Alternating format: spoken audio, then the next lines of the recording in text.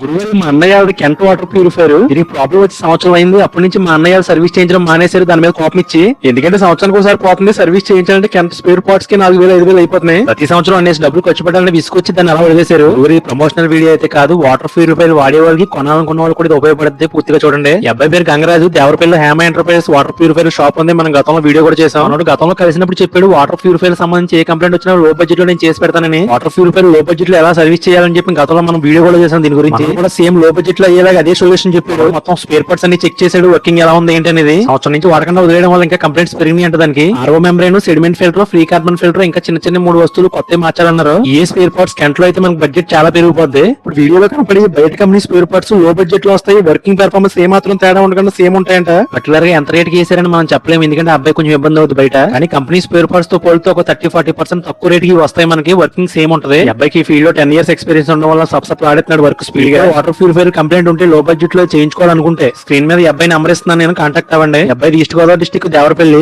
Kovvur, Rajahmundry, Polavaram, Tallapudi, Tadepalligudem, Eluru, Nidadavolu surroundings మొత్తం ఎక్కడికైనా వస్తాడు. వర్కింగ్ సేమ్ అంత ముందు దాకా చాలా బాగుంది. మా వాటర్ ప్యూరిఫైర్ కూడా ఆల్కలైన్ ఫిల్టర్ ఎక్స్ట్రా యాడ్ చేసాడు. వాళ్ళ ఎక్స్ట్రాగా ఆల్కలైన్, జింక్, కాపర్ లాంటి మినరల్స్ యాడ్ అవుతాయి వాటర్ కి. ఫిల్టర్ చేయడం వల్ల ఆల్కలైన్ వాటర్ లా మారిందా లేదన్నది pH లిక్విడ్ ద్వారా తెలుసుకోవచ్చు. కానీ వాటర్ బ్లూ కలర్ లోకి వచ్చింది అంటే pH 8 to 10 మధ్యలో ఉంది. యాడ్ చేయడం వల్ల వాటర్ లో మినరల్స్ యాడ్ అయినాయి అర్థం. గురుగారు ఈ వీడియో ఎవరికైనా ఉపయోగపడుతుంది అనుకుంటే లైక్ చేసి షేర్ చేయండి గురుగారు.